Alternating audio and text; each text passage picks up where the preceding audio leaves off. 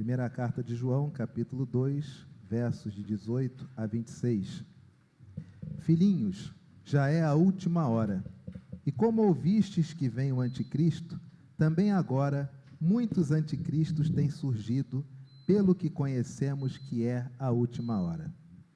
Eles saíram de nossos meio, entretanto não eram do nossos, porque se tivessem sido dos nossos, teriam permanecido conosco. Todavia, eles se foram para que ficasse manifesto que nenhum deles é do nosso. E vós possuís unção que vem do santo, e todos tendes conhecimento. Não vos escrevi porque saibas a verdade, antes porque a sabeis, e porque mentira alguma jamais procede da verdade. Quem é mentiroso, senão aquele que nega que Jesus é o Cristo? Este é o anticristo, o que nega o Pai e o Filho. Todo aquele que nega o Filho, esse não tem o Pai. Aquele que confessa o Filho, tem igualmente o Pai. Permaneça em vós o que ouvistes desde o princípio. Se em vós permanecer o que desde o princípio ouvistes, também permanecerei vós no Filho e no Pai. Esta é a promessa que Ele mesmo nos fez, a vida eterna. Todos. Isto que vos acabo de escrever é acerca dos que vos procuram enganar. Sentai-vos, queridos, por gentileza. Muito obrigado. Salvo o melhor juízo, em 1976, estreou um filme. E o nome desse filme, pelo menos aqui no Brasil, se eu não me engano, foi A Besta. A Profecia. E esse filme foi um filme de terror que lançou um jovem diretor desconhecido chamado Richard Donner. Esse filme fez tanto sucesso que o Donner depois foi escalado para dirigir o primeiro Superman. Aí juntou Donner e Christopher Reeve e pronto. Nenhum super-homem depois desses dois prestou, pelo menos para mim. Mas esse filme de 76, chamado A Profecia, ele era um filme que tratava do nascimento do anticristo. E nesse filme o anticristo ele nasce de um animal, ele nasce de um chacal, e ele é adotado por uma família abastada, salvo o melhor juízo, é uma família onde o homem era o embaixador. Então o primeiro filme é esta criança, cuja vida ela é marcada de fatos macabros. Então, quem começa a desconfiar que aquela criança não é tão inocente, morre. E as mortes vocês conseguem imaginar, né? Teve um que morreu até quando os corvos vieram e o picaram todo e levaram os olhos, enfim. Não me lembro como eles conseguiram deter o anticristo no primeiro A Profecia, de 76.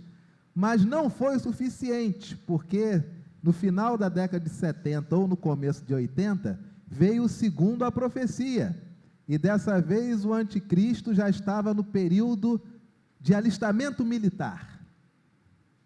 Então já era um cara no fim da adolescência. E gerou também um grande burburinho. Imagina crentes do mundo inteiro dizendo o quê? É um sinal. Tudo que Hollywood faz é já antecipar o que o diabo está fazendo. Vai rolar isso aí, hein? Se bobear, o anticristo já está no exército e tudo, hein? Não sei o que eles fazem também. Eu era criança, meus pais também não me deixavam ver, eu via escondido. Quem é criança aqui que está me ouvindo, não faça isso jamais. Aí eu via escondido. E aí, mas não lembro o que acontece, no final eles conseguem matar o anticristo, ou eu achava que tinham matado. Mas não é o suficiente, porque na profecia 3, quem é o anticristo? Ele é um alto funcionário do governo, como sempre, norte-americano. Meu amigo, os Vingadores são americanos, o Batman é americano, até o Super-Homem ele cai nos Estados Unidos, é de lá que vem tudo de bom e tudo que não presta. Então o anticristo, é óbvio, ele tem que ser o quê? Um alto funcionário do alto escalão americano. E aí, como alto funcionário, ele tem um projeto. Então, ele é meio Frank Underwood, House of Cards. Ele vai se tornar o presidente dos Estados Unidos. E ele, como presidente dos Estados Unidos, ele vai ser o homem mais poderoso do mundo. O homem que, se pegar uma pastinha, abrir e apertar uns botões, meu amigo, não tem para onde correr. Acabou esse troço todo.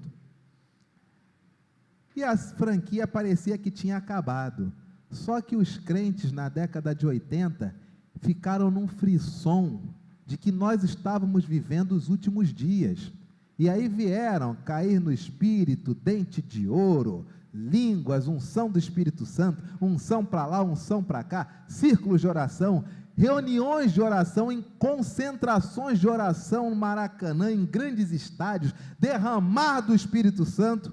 Hollywood percebeu que o viés religioso ainda era forte, então fizeram a profecia 4, o despertar.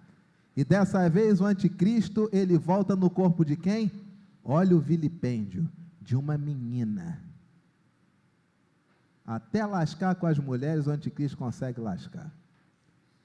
Aí não fez mais tanto sucesso, porque os crentes estavam preocupados com o código da besta, com a marca da besta. Então veio aquele filme A Fortaleza, com Christopher Lambert tendo que fugir de uma prisão, onde se recebia um código de barras na mão, ou um código de barras aonde?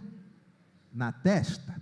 E os crentes à época disseram: eis aí a marca da besta, o código de barras. E até tinha uma lenda: o tracinho da frente, o tracinho do meio e o último traço do código de barras são o número 6. Se você pegar, dá 666.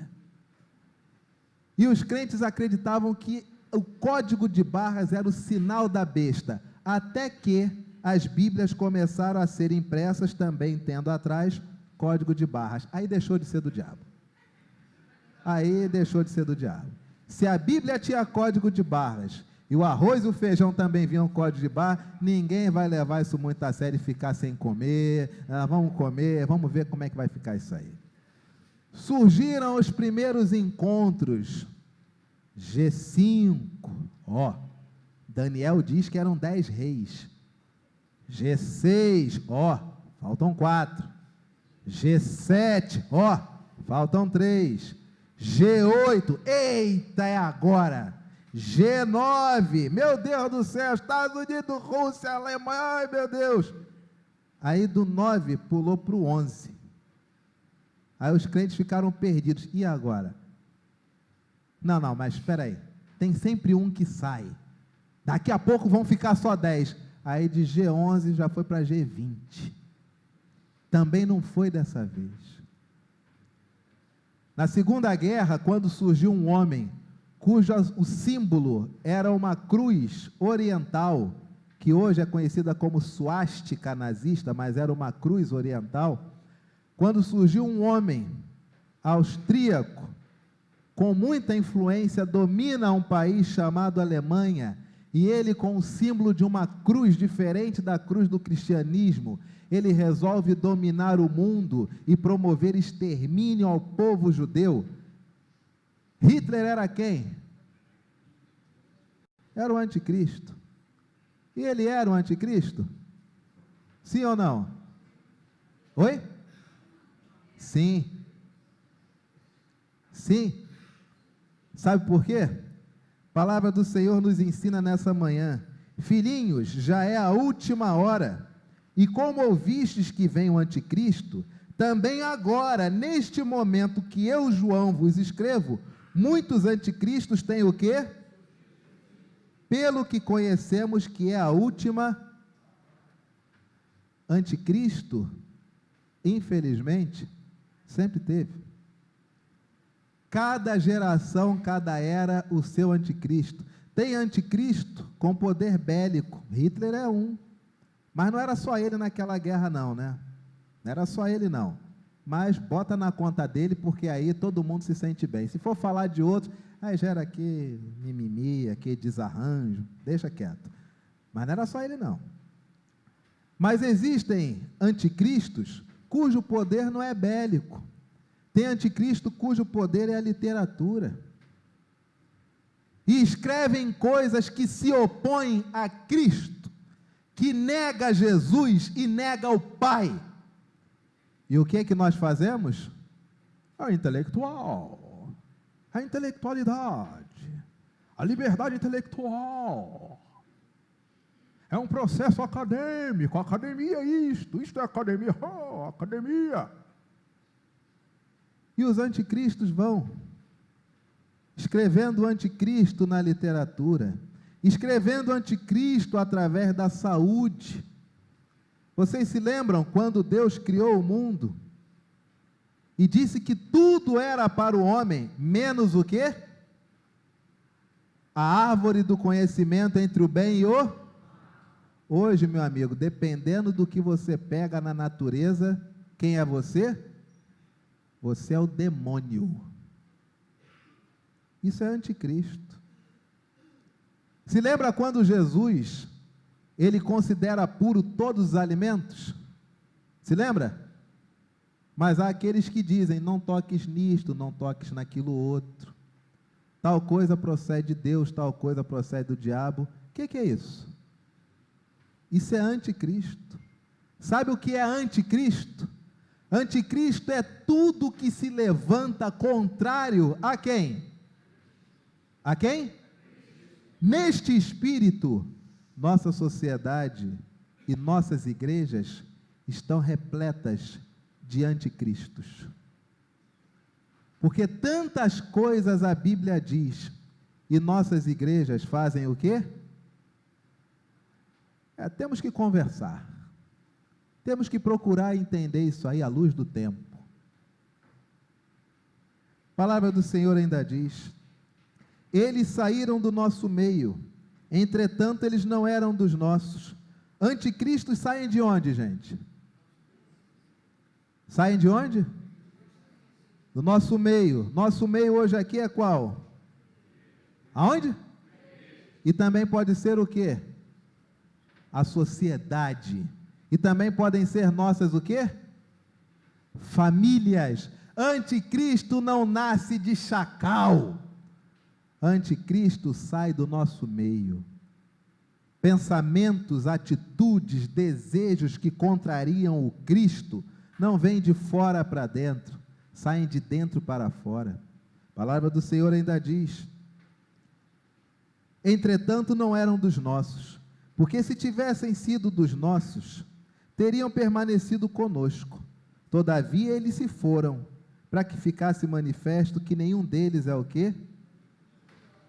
Eles se foram, porque João diz no verso 20, que aqueles que ali estavam, tinham unção que vem do santo, não essas unções baratas que tem por aí hoje, não essas orações longânimas, pedindo a Deus unção, que não vem nada, não essas orações que pedem ao Senhor mais unção para poder ser contra o diabo, mais unção para pedir que irmãos lhe peçam, não, unção nada tem a ver com essas coisas ralas, baratas, grotescas, de pedir um revestimento espiritual do Espírito Santo, para se sentir além de outra pessoa.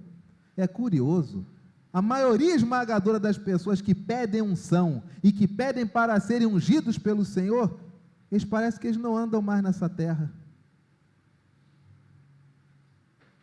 Parece que ser ungido e ter unção, é ter pistolão celestial. O indivíduo com unção, cheio de unção, ele vai fazer uma prova e ele ora dizendo: Senhor, embora eu não tenha estudado, eu creio que eu fui teu escolhido, a unção do Senhor está sobre mim. Pistolão.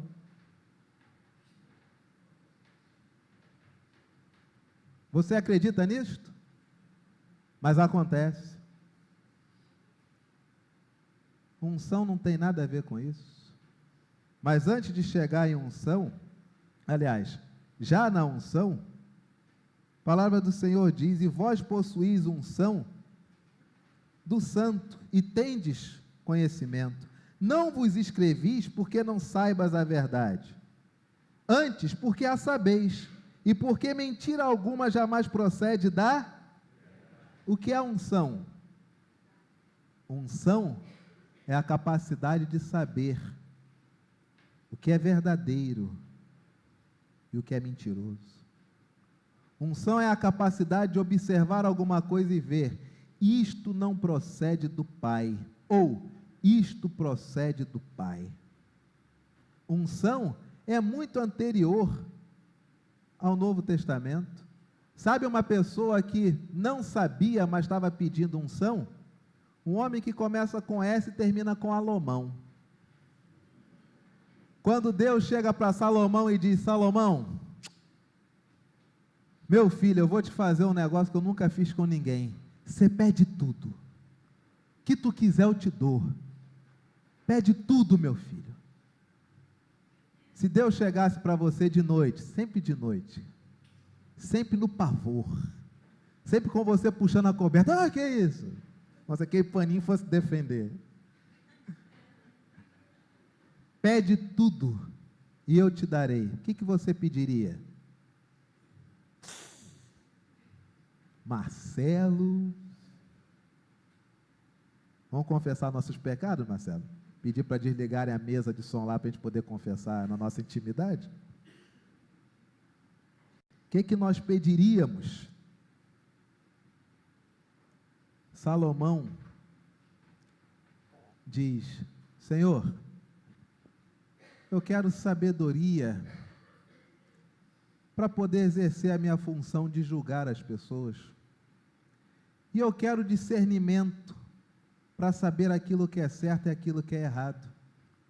Porque se eu não for sábio para julgar as pessoas, para comandar meu país, e se eu não tiver discernimento para saber o que é certo e o que é errado, o que vai acontecer? O que será de mim? O que será de Israel? O que Deus fala a Salomão? Visto que não pedistes para você, mas que pediste sabedoria e discernimento para governar, eu te darei isto, e tudo que você não pediu, eu também te darei. E não houve homem mais sábio, mais rico do que Salomão.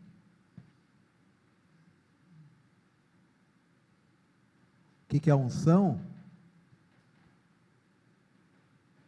Unção não tem nada a ver com essas demonstrações baratas de pseudo-espiritualidade.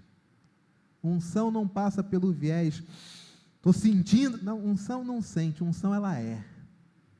Você nunca viu o apóstolo Paulo sentir que tem que escrever uma carta? Ele escreve.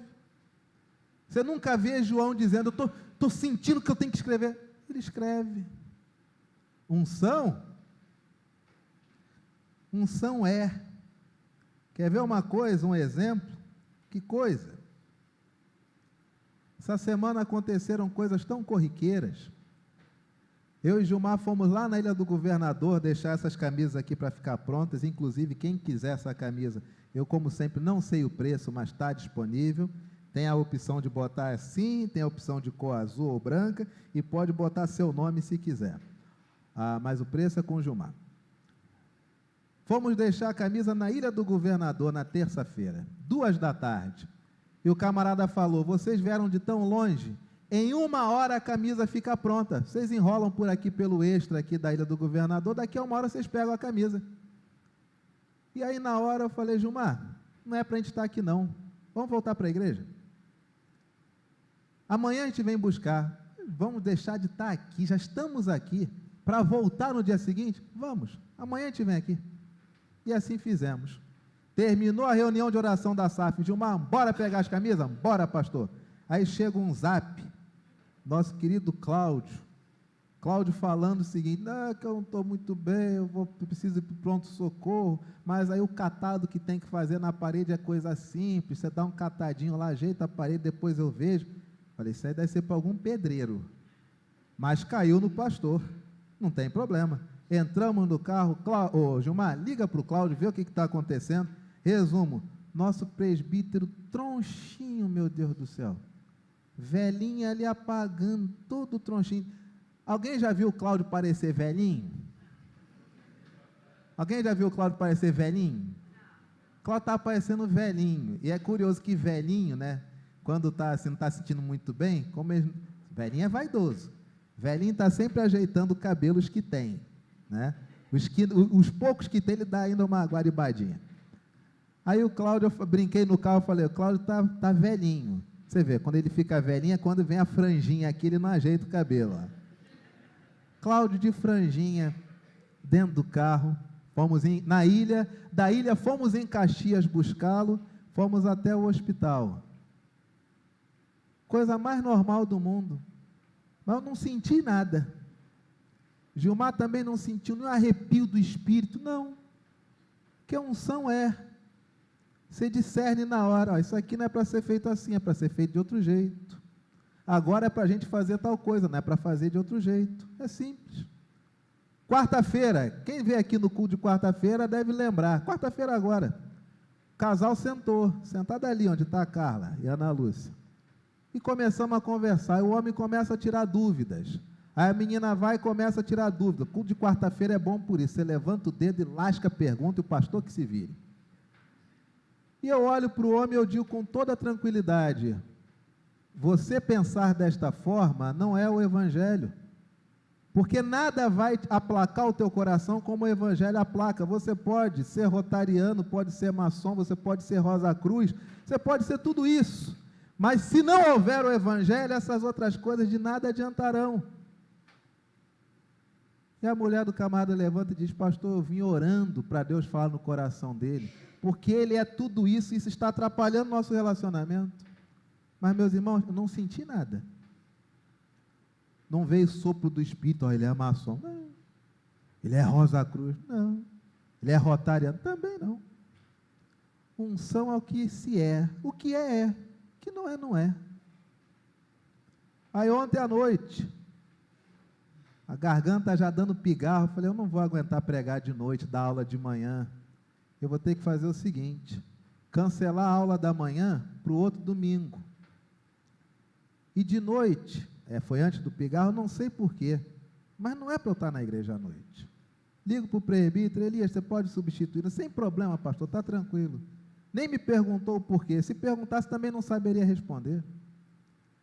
E assim ficou estabelecido. Ontem à noite, também não é para eu dar aula de manhã, garganta está com pigarro, deve ser isso. Vou acabar ficando rouco, não vou poder pregar no culto. Desmarquei a aula de hoje, desmarquei pregação no culto à noite. Hoje de manhã, 6h40, recebo a notícia. Primo, nossa tia Aparecida faleceu. E o sepultamento deve ser hoje à tarde.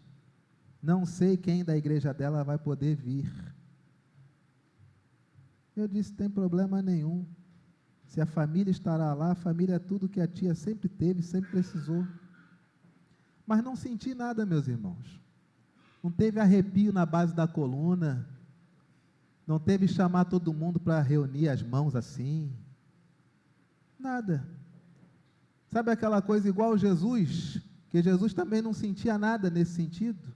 Jesus chegou ao ponto de dizer, Pai, eu oro, não porque eu precisasse orar, mas para que eles saibam que é o Senhor que eu me dirijo. Porque as orações de Jesus foram pouquíssimas registradas. As maiores orações, e a maioria das orações é quando ele estava só no monte. E ele subia e descia, e a Bíblia não traz registro de sensação nenhuma. Mas nós hoje vivemos essa espiritualidade, de muito choro, de muito abraço, de muita carência, de muita ansiedade que acaba sendo extravasada em uma visão de que nós estamos reunidos, e nessa reunião eu posso determinar que eu me encontro. Não. Não é assim não. Unção, você está preso na ilha de Pátimos, e você consegue discernir o tempo. Unção, você está preso em uma casa, um prisioneiro político, e você escreve uma carta da alegria, como é a carta de Paulo aos Efésios. Unção, você faz igual Jesus. Mulher, quero água. Como é que o senhor me pede água? Quero água. Se você bebesse da água que eu tenho a lhe oferecer, rios de água viva fluiriam do seu ventre. Isso é unção. Chama teu marido. Senhor, não tenho marido. Eu sei que na verdade tu já teve 6 maridos, e o cara que hoje tu deita, nem teu marido é. E a mulher não diz assim, estou sentindo de Deus, não tem nada disso. A mulher olha o que ela diz, estou vendo que o senhor é profeta, que interessante, chamarei as pessoas. Os diálogos de Jesus, eles são o quê? Normais.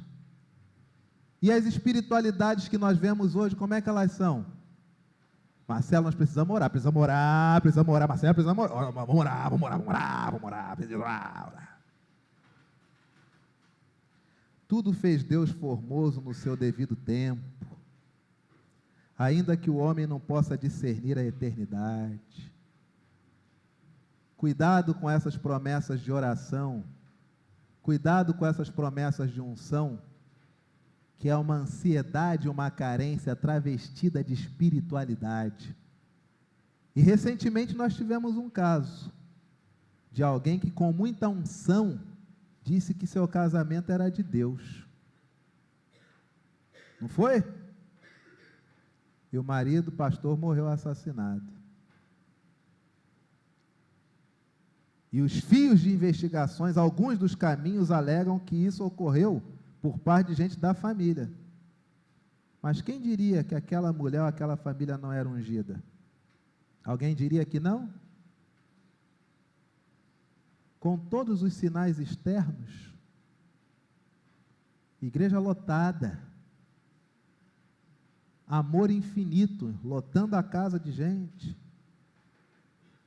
profecias, revelações.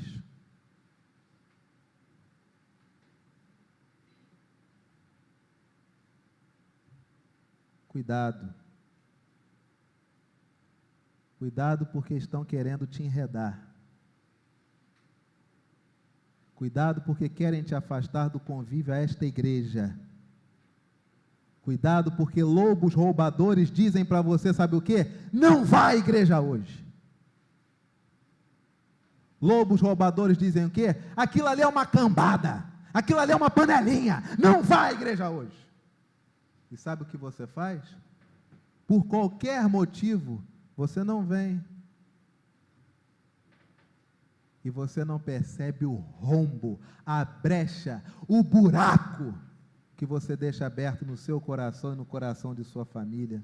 Porque cada minuto que você não está aqui, voltando ao objetivo principal da criação, que é glorificar a Deus e gozá-lo para sempre, meu amigo, os 3 inimigos da nossa vida, o maligno, o mundo e o anticristo, eles deitam e rolam. Eles vêm através dos jornais e dizem, sabe o quê? O mundo vai acabar, o mundo não presta, o mundo vai acabar, está tudo errado, está tudo errado. E você fica com taquicardia de manhã cedo.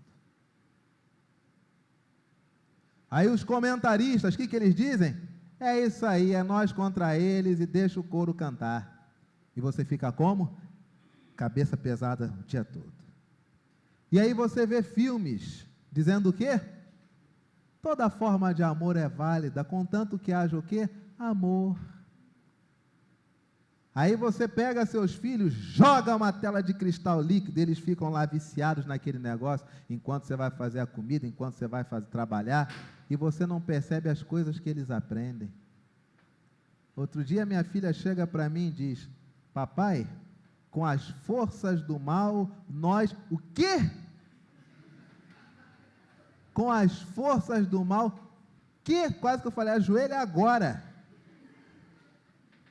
De onde você aprendeu isso, meu amor? Um desenho. Qual que é o desenho? Eu não lembro, falou o nome do desenho. Vamos assistir. Sentei para assistir, não vi nada demais. Quando é que ele fala isso, filha? Já passou, mas toda vez que ele vai fazer alguma coisa, ele fala com as forças do mal. Então, filha, esse desenho está cortado. Por quê? Porque não faz bem. E se eu quiser assistir? Tu não vai assistir. Não. Faz bem não, minha filha. Tem nada a ver com Jesus. O que nós aprendemos em casa e na igreja, não está refletido nesse desenho. Você prefere quem? Jesus ou o desenho? Jesus. Acabou o desenho? Acabou, pai. Então tá bom. Aí vem outro. Belo dia, estou lá, minha filha, vem e me canta uma musiquinha. Prepara, não sei. Como é que é, minha filha? Prepara o quê? Que desenho é esse? Clube da Anitinha.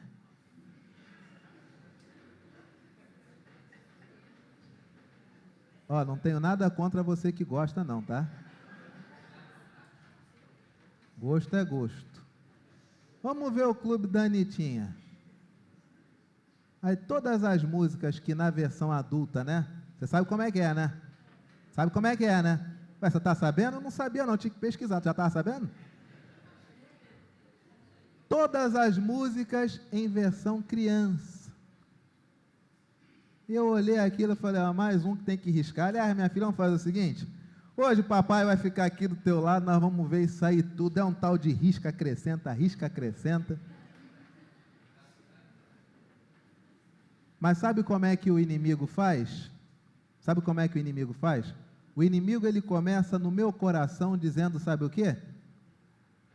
Anderson, quem é você para ser pastor? Com todos os seus pecados. O inimigo é acusador. E ele vai começando a te acusar para fazer você fazer o quê?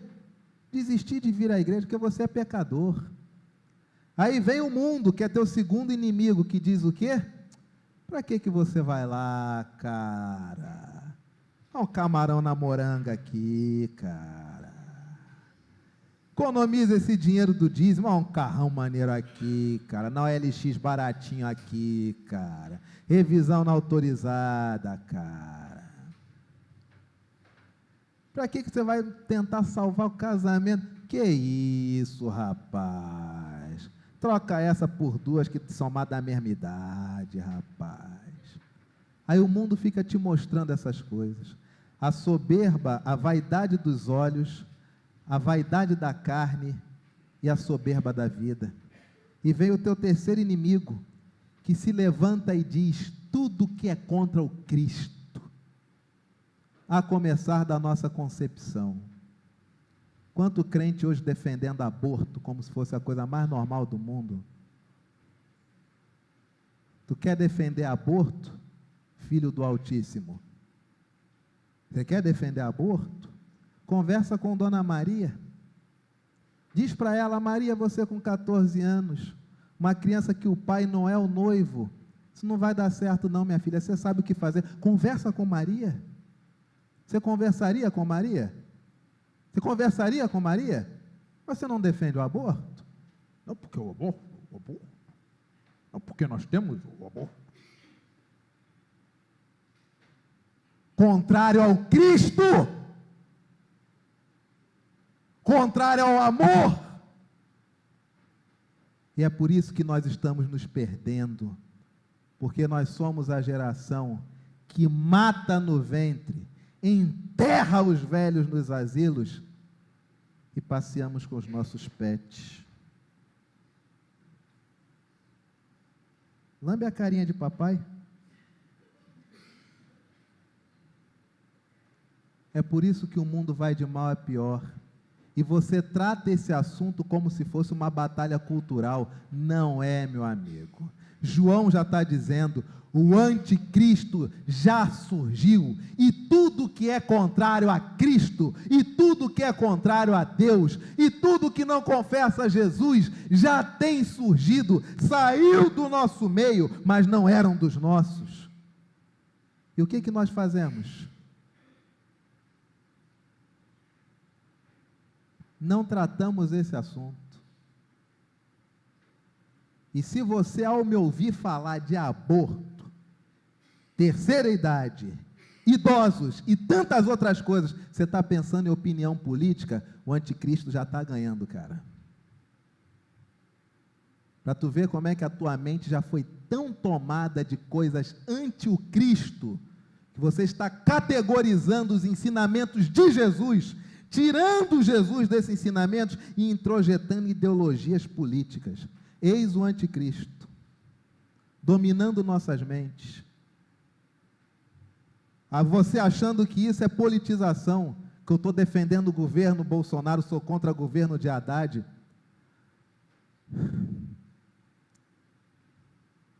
Meu Jesus. Não vos escrevis porque não saibais a verdade, antes porque a sabeis, e porque mentira alguma jamais procede de onde? Quem é mentiroso, senão aquele que nega que Jesus é o? Este é o anticristo que nega o Pai e o Filho, Cefete. Conversando uma vez num grupo de alunos, crente, não crente, aí tinha um, e já encerro com isso, aí tinha um, que ele era um camarada forte, bonito, cara, olha, bonito, fujo a minha regra pessoal para dizer, o cara era bonito, e aí bonitão, tal, mas do nada ele ficava esquisito, tinha horas que ele parecia assim um rockstar, sabe o Robert Plant na época do Led Zeppelin 70 cantando, ficava aquela coisa assim que você olhava, mas o cara é todo, do nada ele, está estranho, Robert Plant, e aí, não sei o que aconteceu, aliás, me lembrei, unção você não sente, simplesmente é, chamei um outro conhecido, nós chegamos à mesma conclusão, isso é espiritual esse negócio aí, é, vamos ler o que a Bíblia diz, chegamos na igreja, falamos com o pastor à época, pastor, nós vamos promover uma sessão de desemoninhar um cara lá do colégio, aí o pastor, como é que é? Desemoninhar, não é isso?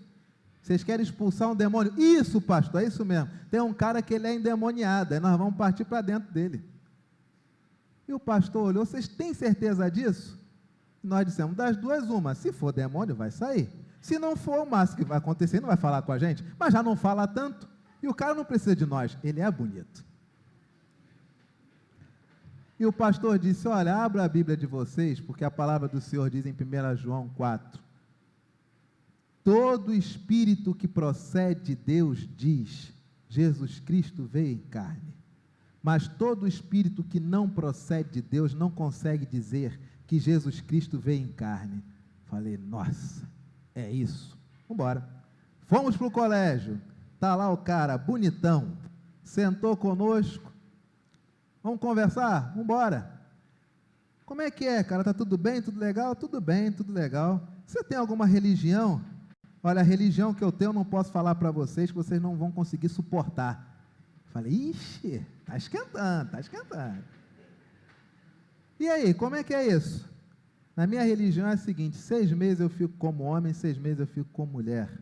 Eu tenho diversos deuses, diversos totens pendurados no meu quarto, eu faço oferendas a cada um deles a cada semana. No meu quarto tem um pentagrama rodeado no chão, pintado no chão, e ali eu também ofereço meus sacrifícios. Legal. Única coisa que eu pensei, e essa faca que ele mata as coisas, será que está com ele agora? Se tiver, vai dar um trabalho, ainda bem que naquela época a gente tinha jaleco, né? Ok. E você está bem nisso, cara?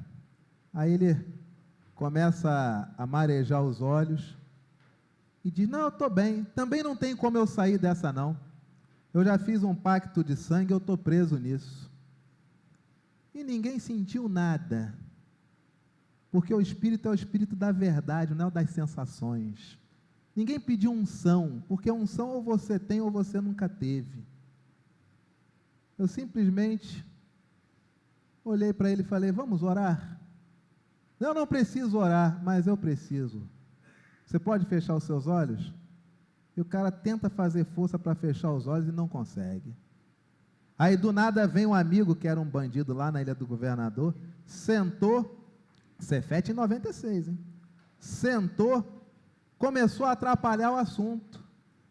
E aí na mesma hora, é o espírito do engano. Olha como é que Satanás é sujo. Aí o Igor que está do meu lado repreendeu, falou, espírito do engano, afasta-te. E o rapaz foi embora, xingando todo mundo e foi-se embora. E a gente volta para aquele que está na nossa frente, vamos orar? Fecha teus olhos, você consegue. E o camarada travado, não conseguindo, como se estivesse desidratando. Eu não consigo orar. Falei, você não consegue, mas faz o seguinte, repita essa frase, porque essa frase te libertará. Confessa com a tua boca que Jesus Cristo veio em carne. Ah, minha gente. E o camarada começa a tremer todo. E é uma coisa curiosa que o camarada treme e ninguém vem ajudar, como se ninguém estivesse vendo. Confessa que Jesus Cristo veio em carne e tu vai ser liberto. E no meio daquela coisa toda, ele vai e consegue arrancar uma confissão: Jesus Cristo, Filho de Deus, ele veio em carne. E nessa hora ele parou de tremer. E no que ele para de tremer, ele pegou o jaleco, se cobriu e perguntou o que tinha acontecido. E nós dissemos: meu amigo, o que se operou em você neste dia que nunca mais retorne? Mas você tem um compromisso, tu vai chegar na tua casa, tu vai quebrar aqueles troços todo, tu vai arrancar teu chão de taco todo, tu vai fazer uma quizumba naquele quarto, mas não vai ficar nada do jeito que está. E o meu amigo disse: não, eu vou com ele. Falei: ótimo, vai. E aquele garoto, 18 anos, 19 anos, ficou liberto. Porque todo espírito que confessa que Jesus Cristo veio em carne, provém de Deus. Mas o espírito que não consegue isto falar, não provém do Senhor. Tu tem medo de ir em centro espírita? Tenha não, o centro espírita tem medo de tu. Tu tem medo de ir na roda de macumba? Não tenha não, a roda de macumba tem medo de tu. Porque na hora que você estiver lá, e o que tiver de manifestar-se, e você disser só uma coisa, repete comigo: Jesus Cristo veio em carne. Ah, meu amigo, há um baratavão, um sururu na casa de Noca, que você não faz ideia. Você tem medo? Tenha medo não, meu amigo. Maior é aquele que vive dentro de você do que o que está neste mundo. Nunca tenha medo do diabo, nunca tenha medo do mundo, e nunca tenha medo de tudo aquilo que se levanta contra o Cristo. 1 João 3,8 diz: para isto manifestou-se o Filho de Deus, para destruir as obras do diabo. Não seja desses crentes com essa espiritualidade chique, de achar que está tudo resolvido por causa da teologia. Não seja desses crentes vazios, que pedem tanta unção e ficam cada vez mais vazios, porque unção é algo que o Espírito te dá somente para você saber o que é certo, o que é errado, o que procede de Deus, o que não procede de Deus. Com relação ao anticristo, o terceiro inimigo da vida do cristão, muitos anticristos têm se levantado. E se você ainda encara as coisas que estão acontecendo no mundo inteiro com um viés político, ideológico, é exatamente isto que Satanás quer que você pense, que tudo é uma questão de direita e esquerda, Mercosul e União Europeia, Donald Trump, Irã, Angela Merkel, Macron. Você não entendeu nada. Essas forças são muito mais poderosas, e elas agem, e elas corrompem. Se você recebeu um zap que eu te mandei ontem à noite, nos Estados Unidos, em menos de um ano, saltou de 3 para 55 mil o número de adeptos à igreja de Satanás. No estado do Arkansas, salvo o melhor juízo, posso estar enganado, mas eles conseguiram inaugurar em praça pública uma estátua do que simboliza para eles Satanás, corpo humano de homem, com protuberâncias de seios femininos e a cabeça de bode. E eles fizeram essa estátua, e ao lado das estátuas, sabe o que tem? 2 crianças, para que as crianças possam olhar e dizer: também quero ir lá bater uma foto. Enquanto você não traz seu filho para o culto infantil, porque acordar domingo cedo é pecado, né? Enquanto você não traz teu filho para o culto infantil, Satanás está produzindo livro de escola satânica dominical. Digite no Google, bote lá, passatempo evangélico, e dá uma olhada. Você clica, quando você lê, está lá, distribuição Casa Espírita não sei o quê.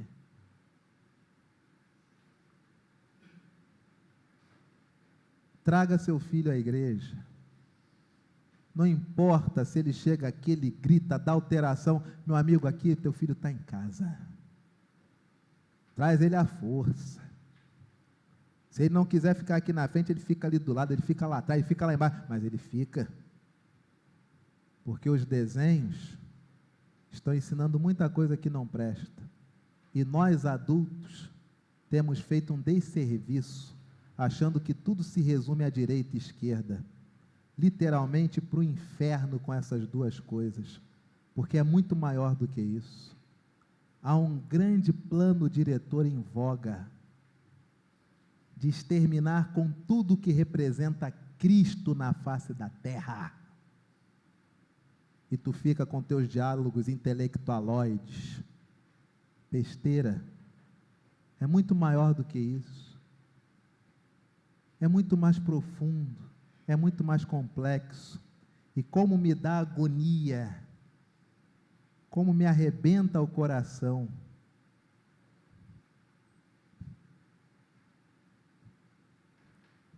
Saber que essas coisas, elas não têm volta.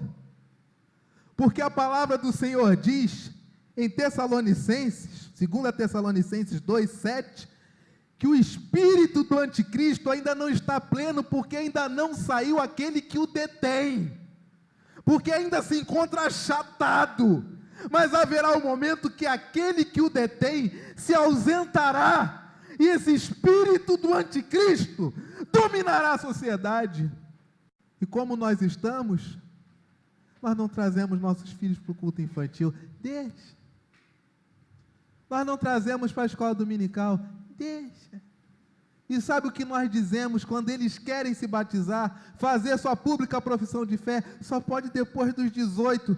Minha filha chegou para mim e perguntou: papai, o que eu preciso fazer para tomar a ceia? Fazer a profissão de fé. O que é a profissão de fé? Declarar que Cristo veio em carne. Posso fazer? Quando você souber ler.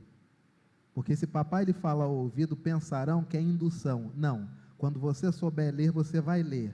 E depois que você ler, você vai fazer essa profissão de fé. Como é que eu vou negar o pão e o cálice, o corpo e o sangue a alguém com Satanás deitando e rolando na sociedade? Dividindo a igreja.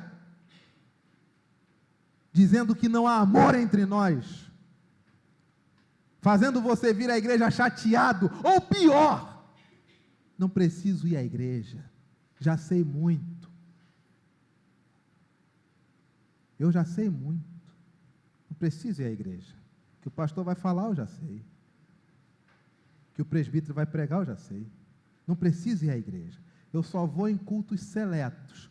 Ou de manhã, tem dia que eu dou uma pintada à noite. Você não entendeu nada.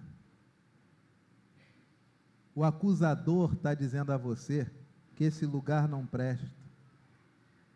Os vícios deste mundo estão dizendo a você: não vai não, acorda mais tarde, toma um relax, toma um gorozinho hoje para descontrair, você merece. E o anticristo está dizendo, sabe o quê? Apoie tudo que é contra Jesus. Não é religioso, é uma questão ideológica. O que será de nossas crianças? E o que será de você quando idoso precisar da misericórdia desta igreja? Será que no futuro Deus encontrará aqui homens e mulheres que sejam oficiais de acordo com o Evangelho? Ou já estarão tomados pelas coisas que são do anticristo?